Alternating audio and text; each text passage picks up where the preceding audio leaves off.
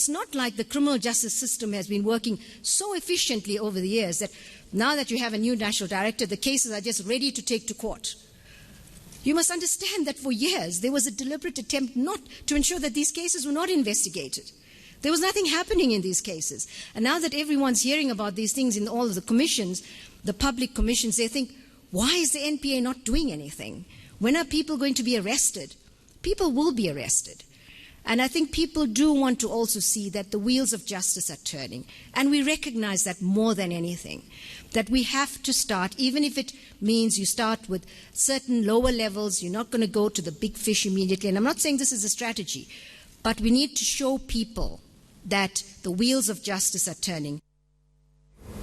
That was, of course, the National Prosecuting Authority head, Advocate Shamila Batoyi, saying those responsible for state capture will be arrested. She made these remarks during an address at the 6th Kada Asmal Annual Human Rights Lecture in Sandton on Wednesday this week. Now, joining me in the studio is the National Prosecuting Authority head for the Asset Forfeiture Unit, Willie Hofmeyer. Mr. Hofmeyer, good morning. Thank you so much for joining us here on The Fix. Good morning, Karima, and please call me Willie. Okay, Willie, let me, you know, people think that if one uses someone's first name, you are friendly with them and you're not going to ask them tough questions. But seeing that you inviting me to use your first name, I'll take you up on that opportunity. The big question around the Asset Forfeiture Unit is, of course, how you bring the money back. But before we talk about those processes, can we get a ballpark figure of how much was actually diverted from state coffers? I mean, Shamila Batoyi, I was at that address. She said money that was meant for electricity, money that was meant for housing, for infrastructure, for sanitation, was all rerouted for the private accumulation of individuals allegedly linked to state capture. Now, how much are we talking about? Is it hundreds of billions? Is it $1 trillion, like some analysts say? What is the amount that you're working with? Shamila, it's very difficult to work out an exact amount at the moment because we still don't know what we don't know. I think we're getting some grip on the cases where there has been some investigation. I think my best guesstimate would be somewhere between 500 billion and $1 trillion. I think the amounts are huge. That's $1 trillion is roughly the budget for the whole country. For me. Please repeat, how much money are you guesstimating was lost through state capture? I think somewhere between 500 billion rand and $1 trillion rand is probably the best kind of estimate. Now, that is a huge amount of money considering the state of our economy, which is not growing. Our growth forecasts have been, constantly downgraded, and our economy is struggling. People are having to bite the bullet. In fact, I just read this morning that Tito Mboweni is proposing a 10% salary cut for public officials as a consequence of this deficit that we sitting with.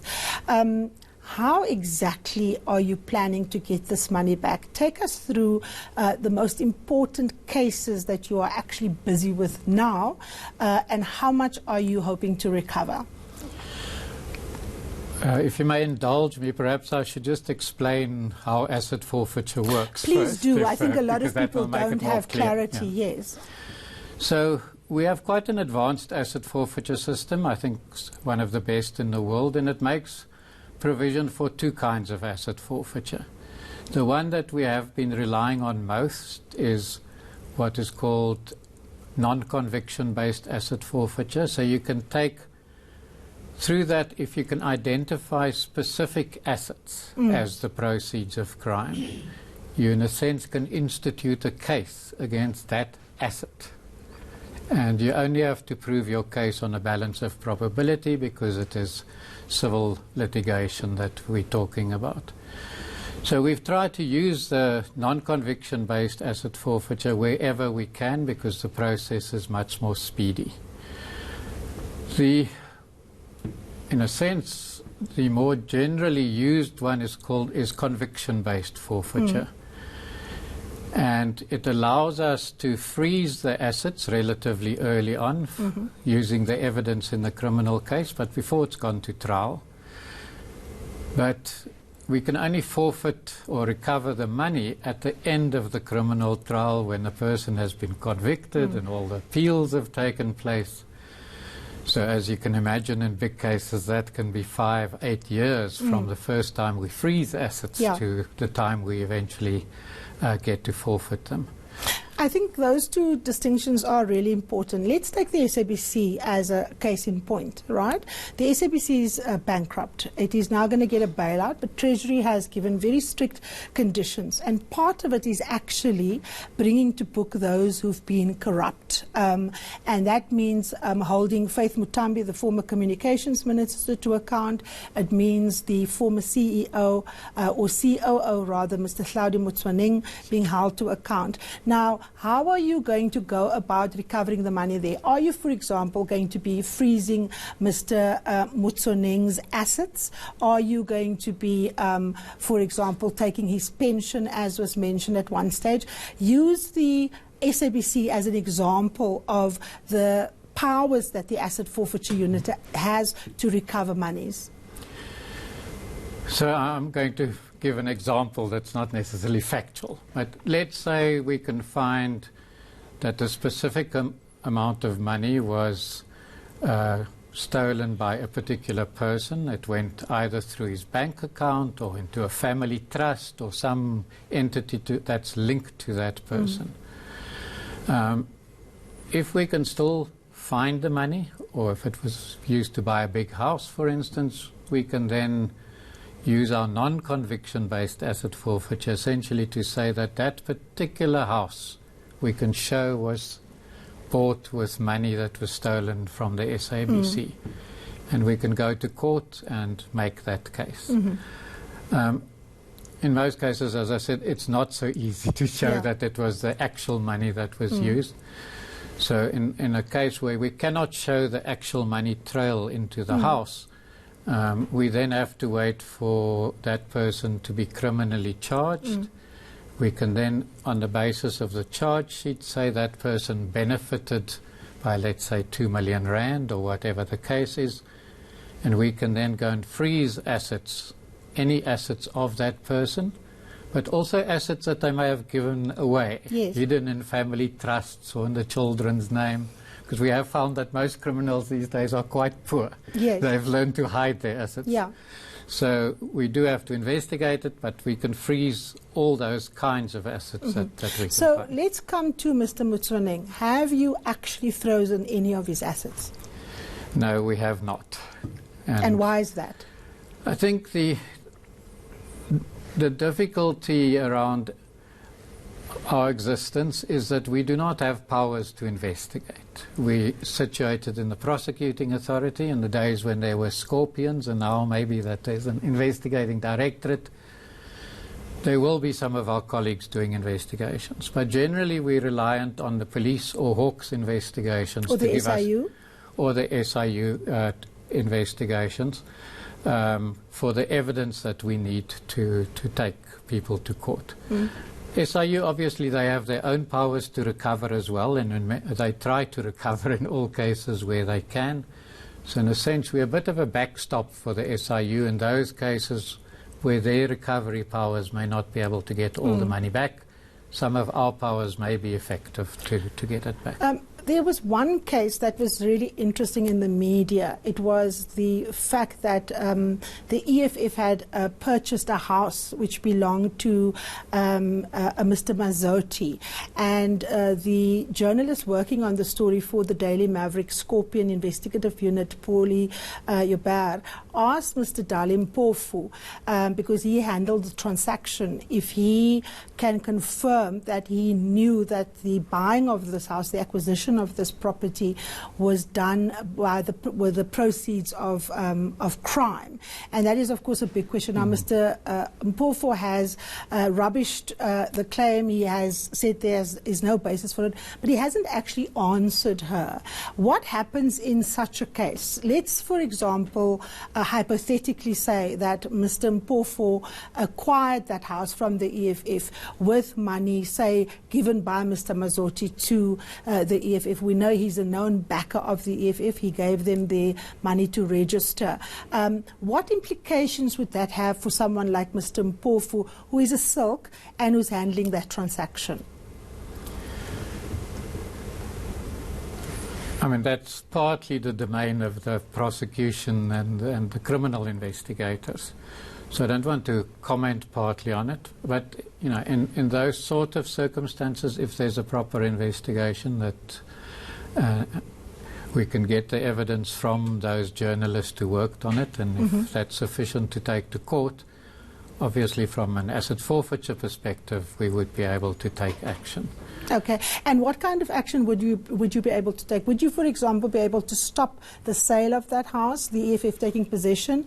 Would you be able to freeze the money that is hypothetically linked to the proceeds of crime? It depends a little bit how far the process has evolved. If the money is still there, obviously we would act against the money.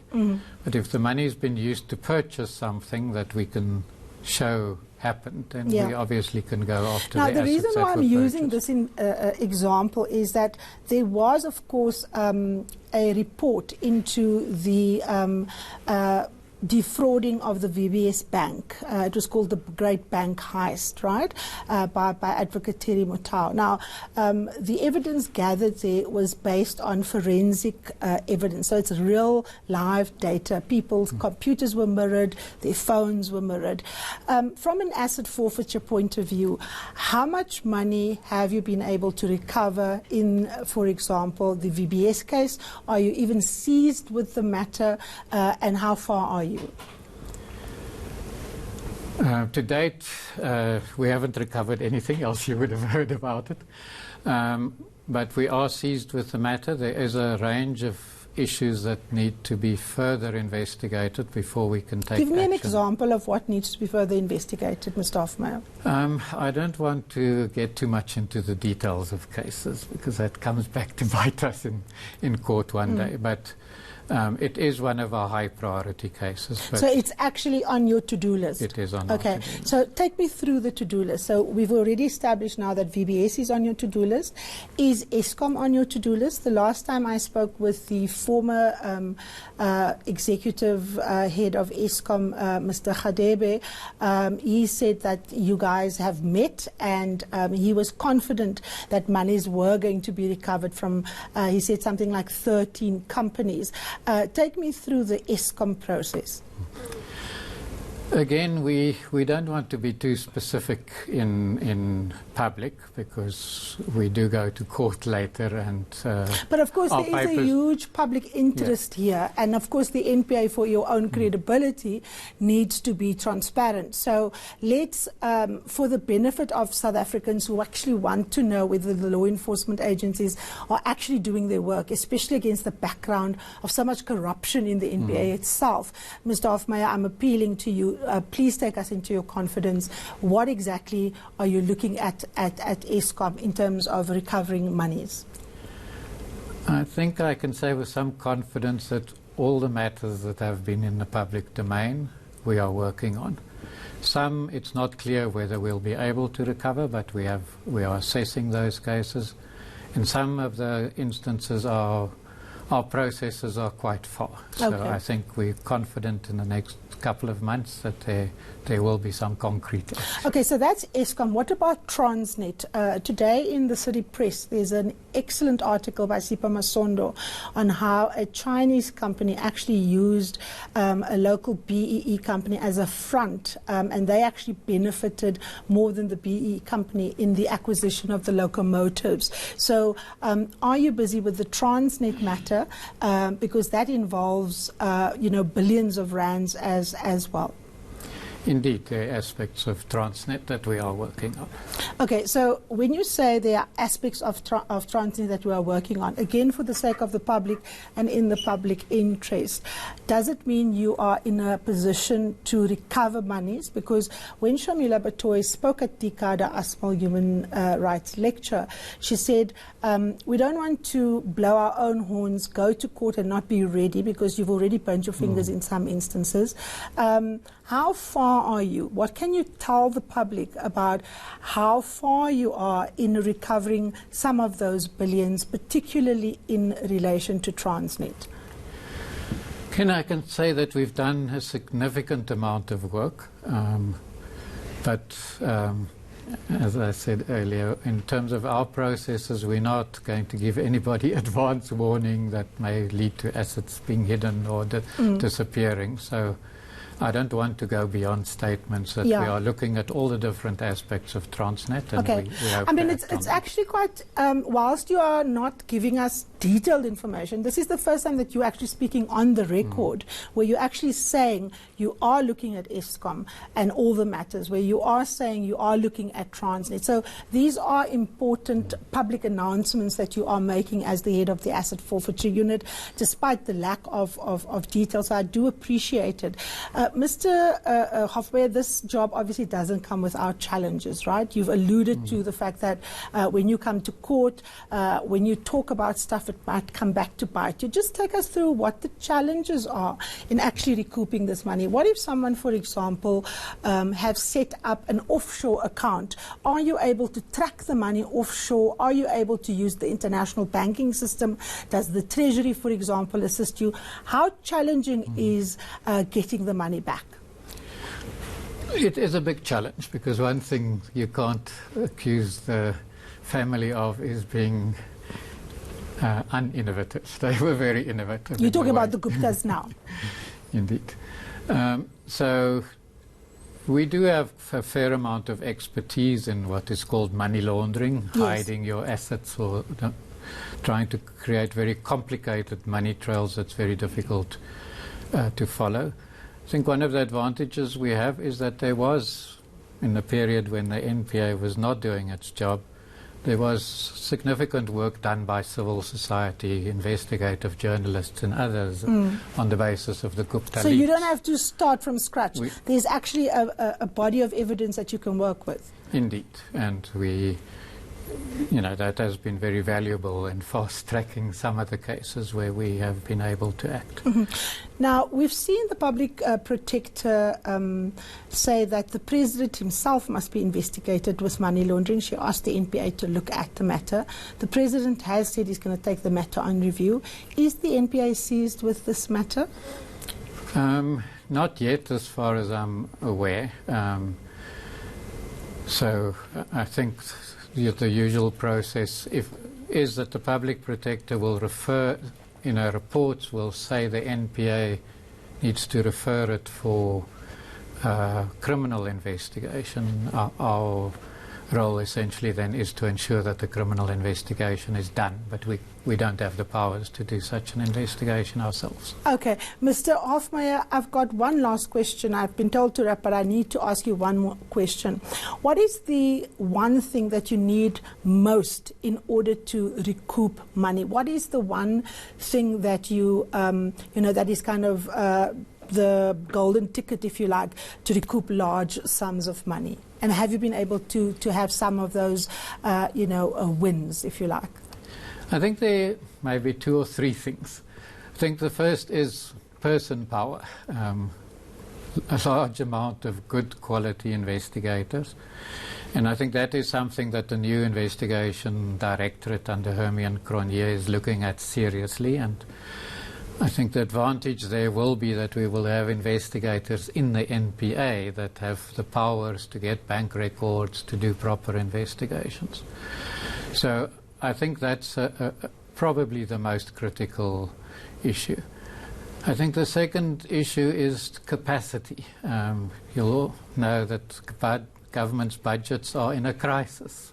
The NPA's budget is due to go down by 17% over the next 3 years. Yeah.